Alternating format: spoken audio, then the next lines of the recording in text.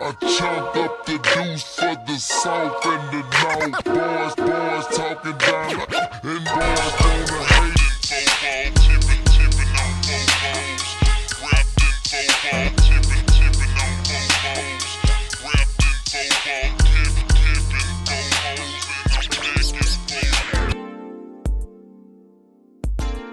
back in Hey everybody, what's going down? It's your girl Jay Renee. You know, I always have something to say. Host of the Talk With Me podcast and co-host of the Weekend Takeover. Sorry, it's hot in Houston, you know. Shout out to our sponsors, Houston Trend, as well as Ice It Up Slushies and the Weekend Takeover themselves for supporting this podcast. And y'all, we have a super producer, entrepreneur. I mean, if you have heard Tupac Still I Rise album, even anything from the Houston OGs, from Paul Wall to Slim Thug, or even for the younger generation, well, my generation too, Nipsey Hussle's album, as well as Blue Laces, then, you know, you have to know this man. Give it up for Mr. Lee! What up, what up? What's going on? What's going on? Thank you for taking time out your day to talk with me.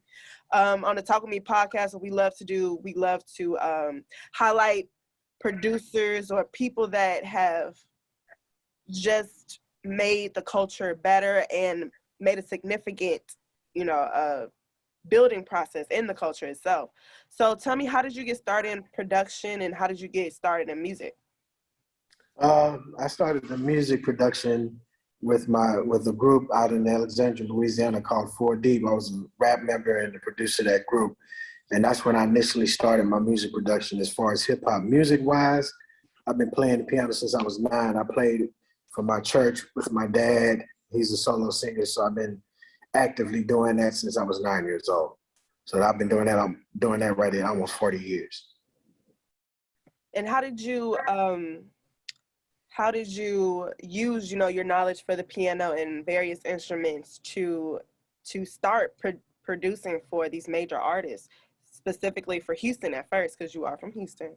So I mean, once I got with Rap-A-Lot and Rap-A-Lot signed me, they gave me access to the studios and all the tools that I needed to transform my musician position in the music into becoming a music producer. So that's how I really got the start when I started working with Rap-A-Lot. And they gave me all access to all of the things that I was able to use to enhance my craft. who was the first artist that you worked with?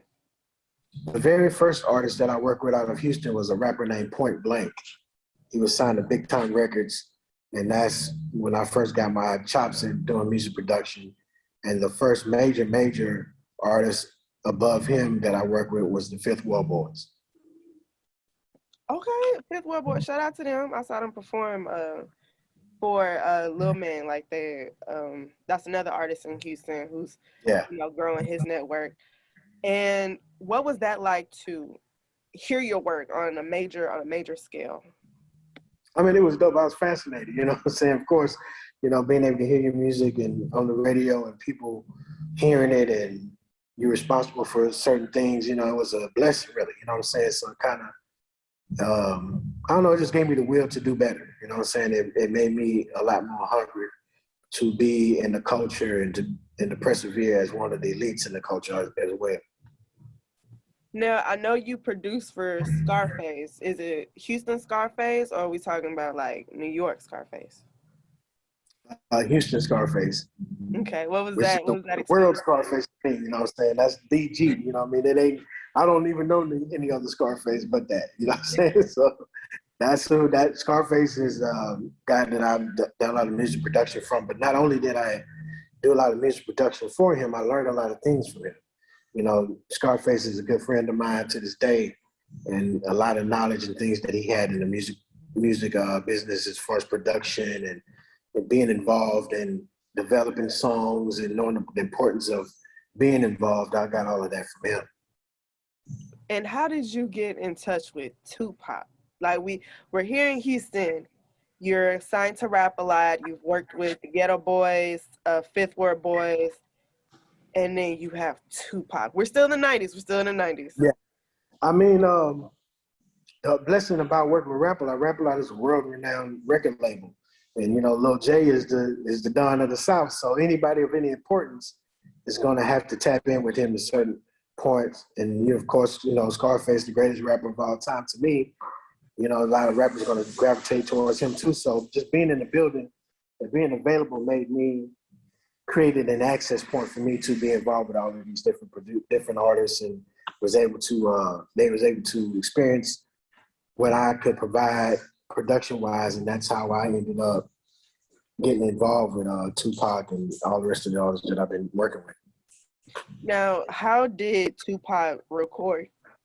How did he record his singles? Was it like a freestyle, or was it, was he like, I gotta write this down, we gonna see what... I mean, if he wrote it, it was gonna take number a minute, you know what I'm saying? It wasn't gonna be a long drawn out process with him. And just, for the record, I was in the studio when Tupac and Face did the Smile record, but the record that I produced for Tupac was done after he passed away. But I had already known the people, his managers, and everybody else, so they knew that they could trust me to provide something special for him and his legacy. Was he more of a poet or more of like a lyricist? Because that's still he was a poet first. I mean, when he was a kid, he wrote a lot of poetry and everything else, so he was able to develop those crafts into being a rapper and a poet at the same time. But, he was just a realist. He rapped what was on his mind and what he experienced all the time. So, I mean, it was easy for a person like him to transcend into being a rapper. What were some gems that he gave you, if he did give you any gems? I mean, I learned a lot of things indirectly from him, from his group members. The Outlaws is just, you work like it's your last time working. When you're in the studio and you're working, you give everything you have to them. You know what I'm saying? The Outlaws, all of his group members and the people that were around him when he was alive all developed those type of qualities, and that rubbed off on me as well. That's why my legacy is so deep, because I had people like that around me that I could feed off of. And then circling back, we're going into the 2000s, you're working with Devin the Dude, the Outlaws, Big Psych. At this point, your career is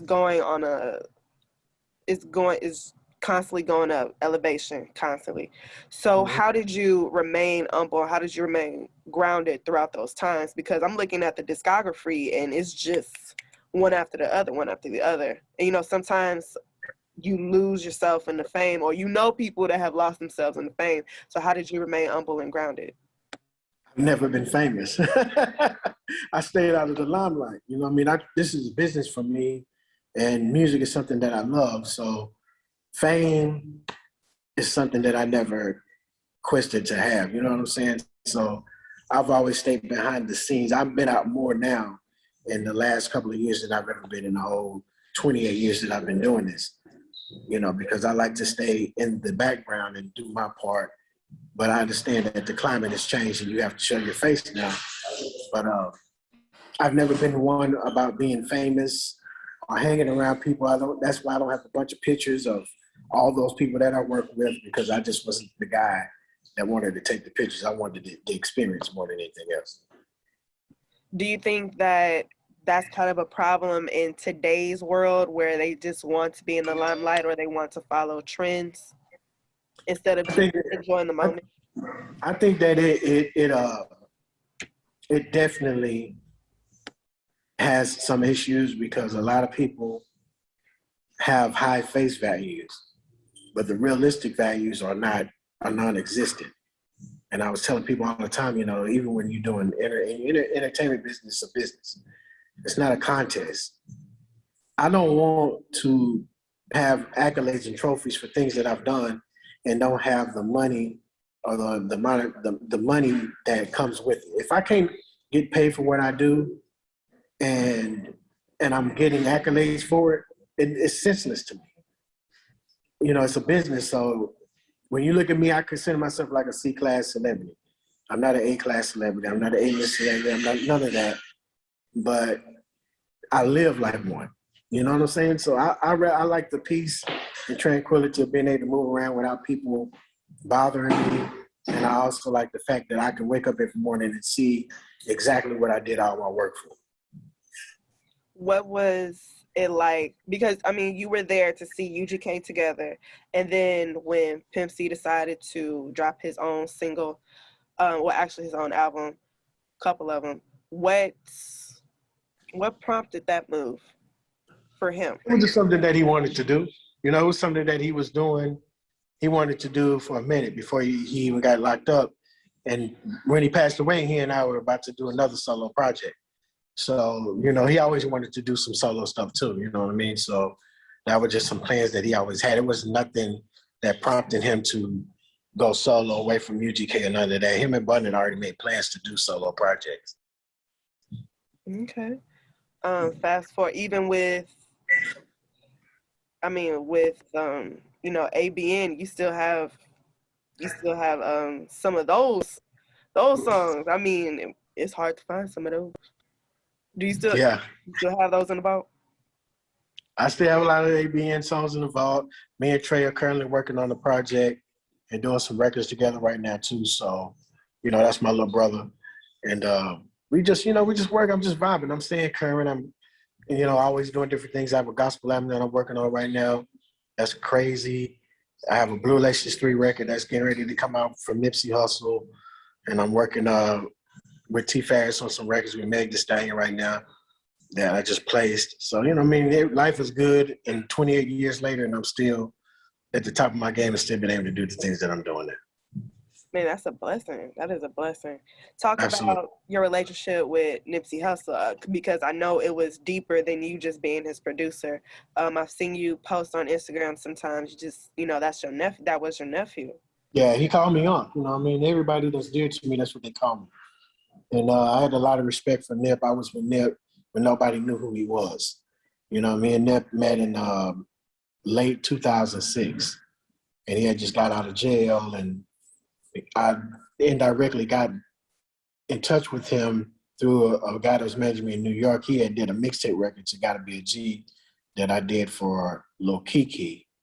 And that's how he and I met. And we've been together ever since. I'm one of the longest running producers that produced records for Nipsey from that time all the way till he passed away. Man, because I didn't even know. I remember in high school, before we knew, you know, put a face to a name, it was always like, oh, that's Snoop's son. Snoop. I was like, Snoop. Yeah. I used to make fun of him too. I said, nigga, you look just like a baby Snoop. You know, when I first met him, he had these braids. He looked just like him. You know what I'm saying? So I used to make jokes at him about that too. And that was when the Crenshaw tape was out. And I was like, Snoop got another son? And then I was like, no, that can't be his son. And then I heard his voice. I said, oh, no, that is Snoop's son. Yeah, I did. I was on the Crenshaw album too. What was, and I'm going to ask this question frequently when it comes to certain artists, because you're a producer and you got to know them on a totally different level than anybody other than their personal family, correct? Mm-hmm. And so what was he like in the studio? I mean, Nip was cool. I mean, Nip was a slow, he was real methodical about how he laid lyrics. So nine times out of 10, most of the time we was in the studio, we just was talking, having conversations. He rarely laid any lyrics in the studio the first time around. You know, it'd take him weeks to come up with his verses, or maybe sometimes months. And he wouldn't finish a song, you know what I'm saying? We would just vibe and talk and, you know, just you know, reminisce about when we first met and different shit like that. It was always a good time with Nip though. Right, that's crazy, because when we interviewed Jay Stone, he said, man, Nip would say something and then he'll just leave. Mm-hmm. He wouldn't tell nobody where he went, but he'll come back and he do that shit too. The one time he came to Dallas, and the first night we were supposed to be in the studio, and he came out here. He was in the car asleep. He was sipping lean then. He was in the car asleep the entire time. He didn't even know what the fuck was going on. The next day, he's like, oh, my bad, man. I sipped on that lean, and I couldn't even get up, man. And I'm like, dude, and then we sat and listened to tracks for a minute, about an hour, and he got in the car and he left. you know what I mean? He called me, hey, let's go get something to eat, yada, yada. That's just how he was. And I know that, of course, when Nipsey tragically passed, I know that hit you hard. But Yes. one thing that Jay Stone said was that he had multiple songs in the vault, like multiple. And so, you know, a project may come out, and then you just confirmed that Blue Laces 3. Yeah, we have Blue Laces 3, and he had enough songs to probably do one more project, but he didn't have a surplus of records like Tupac or nobody like that, because he wasn't in the studio like that. You know, people got to remember that Nip was an entrepreneur, and he had a whole lot of other hats that he was wearing on top of being a rapper. So he wasn't just locked in the studio every single day. Were you able to see that side of him? Yeah, I've seen all sides of it. You know what I mean? I've been around him for 18, what is it, like 14, 15 years, you know what I mean? So I've seen a lot of different sides of Nip. You know, me and Nip had a lot of different conversations, personal, business. The crazy thing about it is the Thursday before he passed away, there was a clause in my contract that said if I had a sample that took 50% of the publishing that I wasn't going to get any publishing, they were going to take my publishing rate if I used a sample that took 50%. The sample took 50%. And the lawyer was like, nah, you're not getting no publishing. It's in the paperwork because it took 50%. And Nipsey made sure that I got 50% of his publishing so that I could collect publishing on the Blue Laces too. And that Sunday, he passed away the next Sunday. You know what I mean? So it's shit like that, like when people don't really understand. Like a lot of rappers will tell you that they love you and they care about you, but showing somebody that you do and your actions are way more deeper. And everything that he did was actions. It was nothing about talking and acting as if he was going to do something that wasn't going to happen. Because at the end of the day, a lot of people take the advice of their attorneys and managers, and they would just be like, well, man, my lawyer said it's out of my hands, yada, yada, yada. He wasn't that type of person. You know what I mean? Because he made sure that he took care of me, and I made sure that I looked out for him on all levels that were possible my way. You know what I'm saying? So I go back and I look at the text messages and messages sometimes, and you know what I mean, and I miss him, you know what I'm saying? So, but that's how personal we were. What is your most fondest memory of Nip? It can be any memory.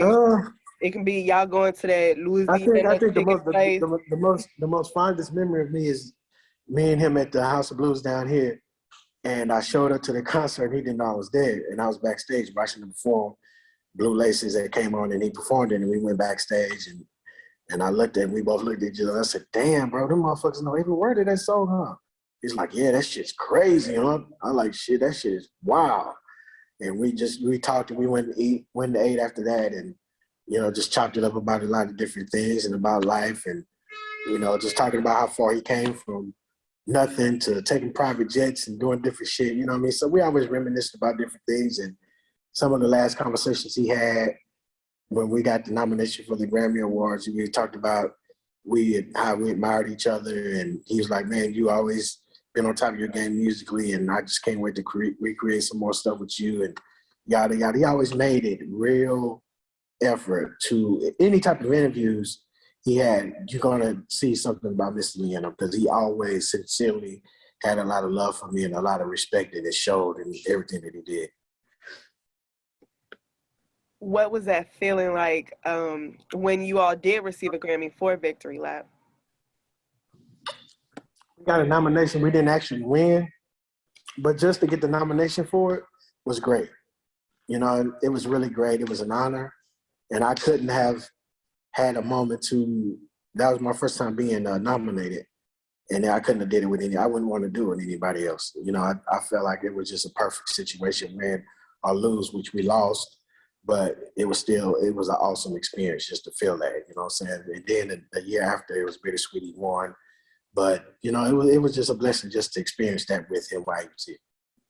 Are there any other All Money In artists that you are working with currently? Not right now. I wasn't really connected to the whole All Money In artist. I do talk to Jay Stone here and there, but my relationship, you have to remember, I was there before All Money In started. You know what I'm saying? So my relationship was with him completely. You know what I'm saying? That's pretty much how it's always been.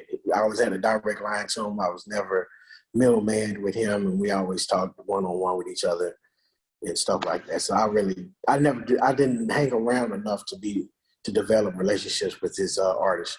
But I'm very open to, and I'm quite sure I will be in the future doing some music for some of those people too. Now, other than music, you also have been tapping into the documentary film area.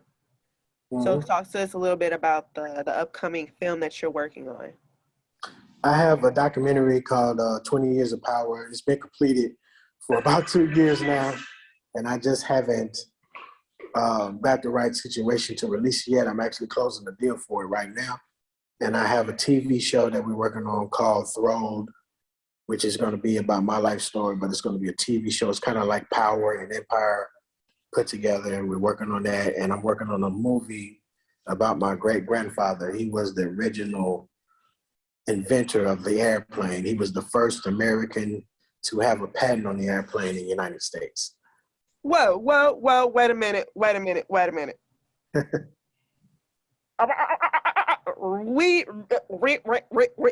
Rewind that. Your grandfather developed the first patent for the airplane. My great-grandfather was the first patent holder of the airplane. The Wright brothers was awarded their patent for the airplane in 1906. He was awarded his in 1903. And he's from Louisiana. From the boot? Oh, hold up. Burn all the books and rewrite them. Mm-hmm. Because I was taught about the Wright brothers. I just wasn't taught about the Wright brother. Right. Huh. Right. Hey, I got goosebumps when I said that. He was the first person to go airborne in the United States, too.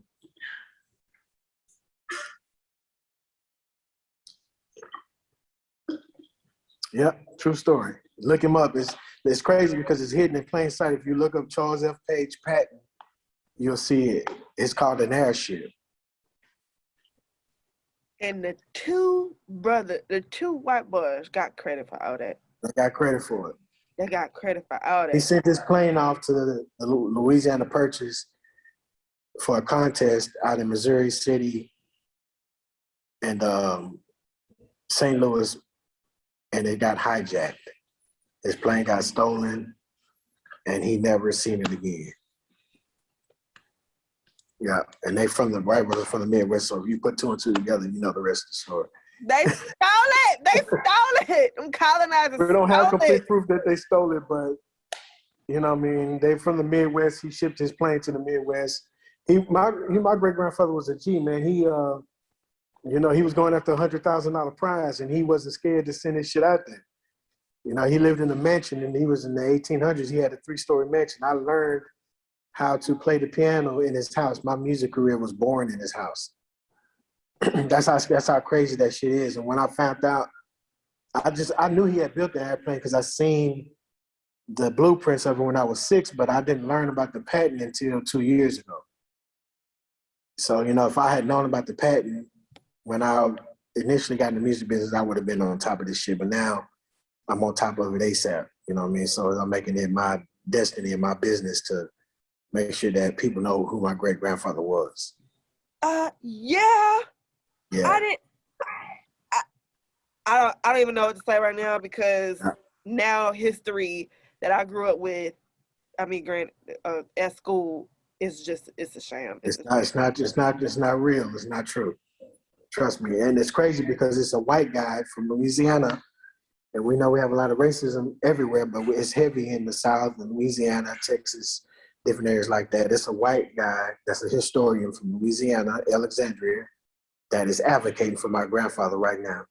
And it's an older white guy. He's in his 70s, and he's advocating for this story to be told. The airports wouldn't even put a picture of my grandfather in the airport. And this man is the inventor. Yeah, his name should be on the building. His name literally should be everywhere instead of Spirit and Delta. It needs to be Page Airlines. I'm just saying. Yeah. Just own everything. Mm-hmm. But two white boys stole that.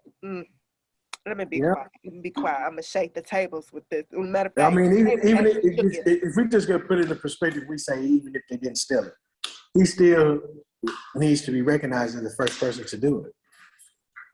If we just take this, the thievery shit out, he still was the first. He was smart enough to get a patent on it before anybody else did. Yeah, we do got to give him credit. And he did that shit in the 1800s. So he was super crazy smart. This man had a cemetery. He was a dentist. He built caskets for people that couldn't afford them. That little meat slicer thing that slices the meat, he invented that shit. He was partially responsible for the parachute because his airplane was an airship. He had a parachute on the airplane. The airplane went up in the air, you know. Yeah. History is a lie. Burn your books. Matter of fact, Texas books so old. Mine used to say 1961. Yeah, so he was responsible for a lot of things, and he was crazy smart.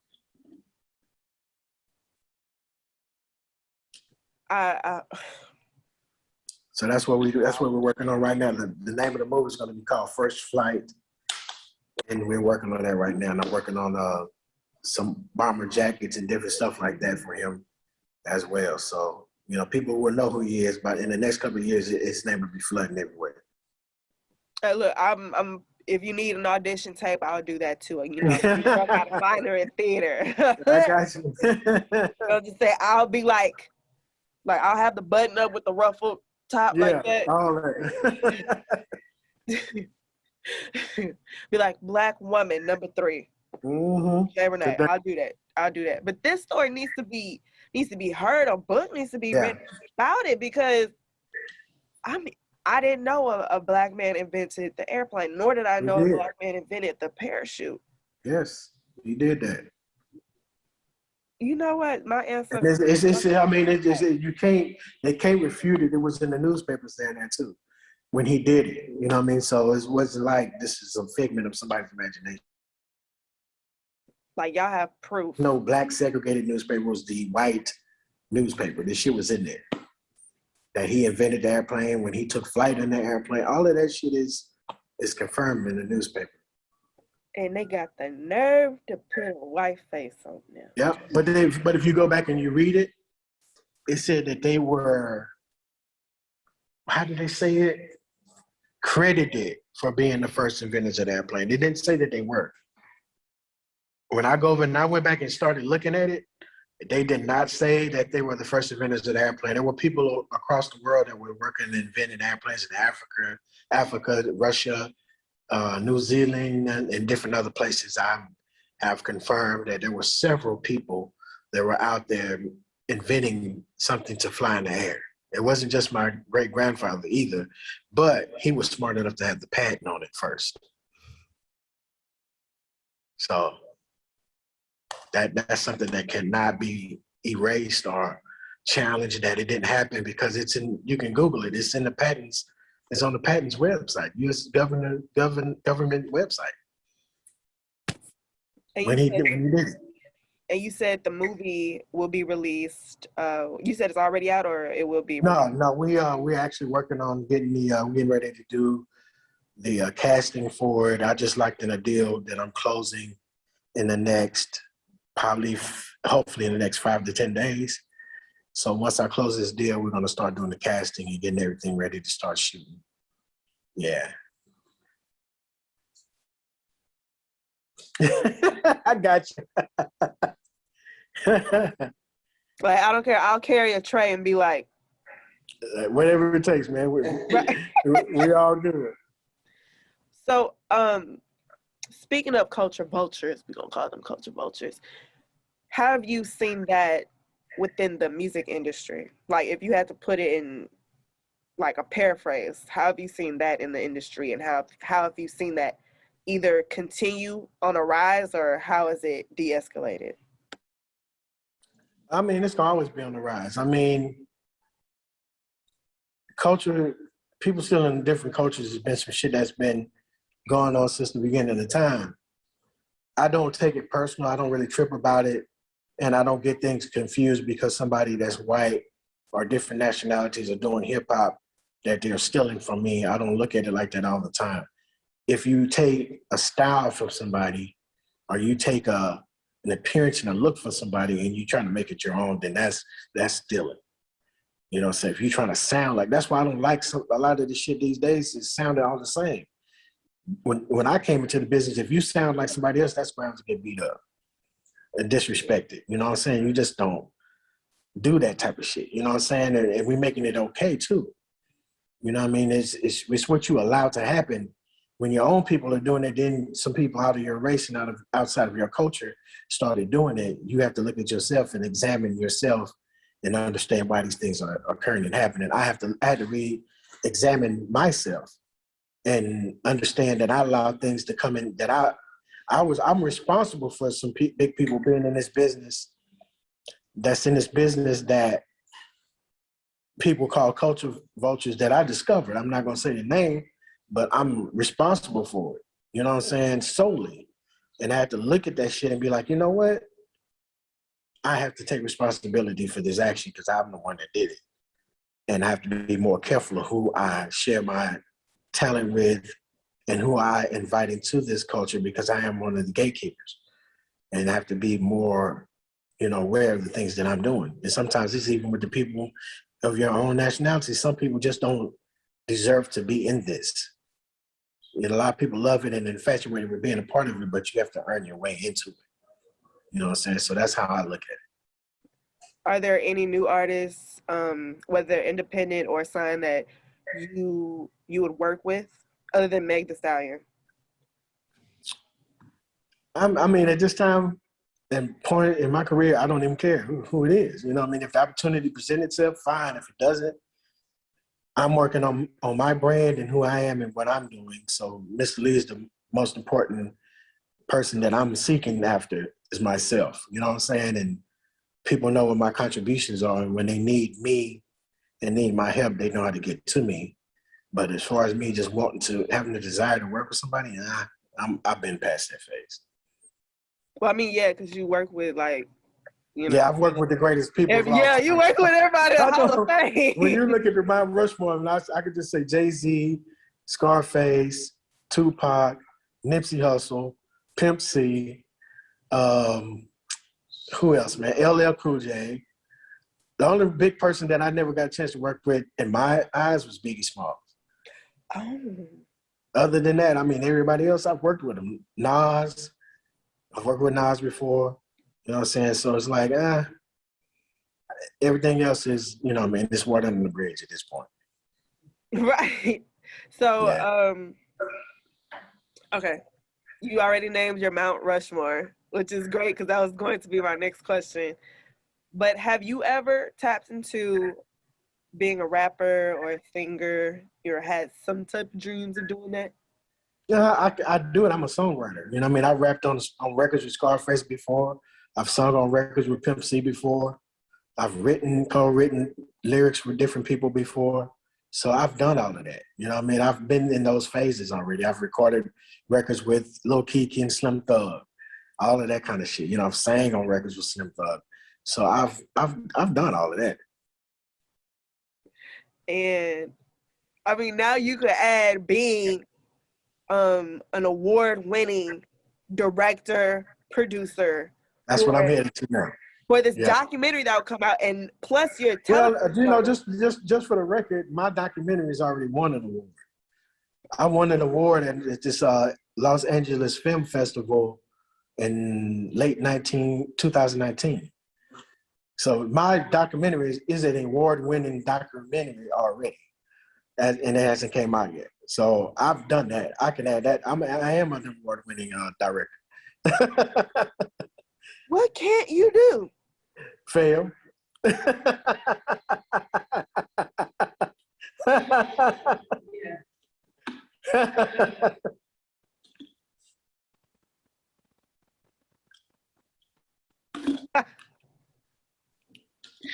That was good. That was good. But tell everybody where they can find you. Literally, y'all could Google him on Google or whatever search engine you use, and you can pull up his whole discography. It's pretty extensive. I mean, everybody can find me on all social medias. It's Mr. Lee 713. My Facebook is Producer Mr. Lee. If you DM me, I will answer. I talk to everybody, and sometimes that's good and bad, but I don't look at people in certain tiers. I just look at a person. You're a person, you're breathing, you got blood running through your veins, I'm gonna talk to you. So I'm easy to contact.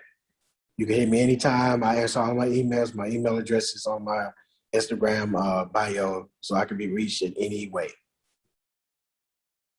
All right. Thank you so much for coming in, dropping by with the Talk With Me podcast. Y'all, look, when the documentary comes out, I want you all to learn from it.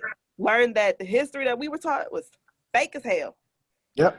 And to also squint your eyes, because I just might be in it. I may be holding a Coca-Cola or something. But thank you so much, Mr. Lee. Peace and blessings. Of course, more opportunities for you, sir. And, be great. Absolutely. No problem. All right. Thank you so much. All right. Thank you.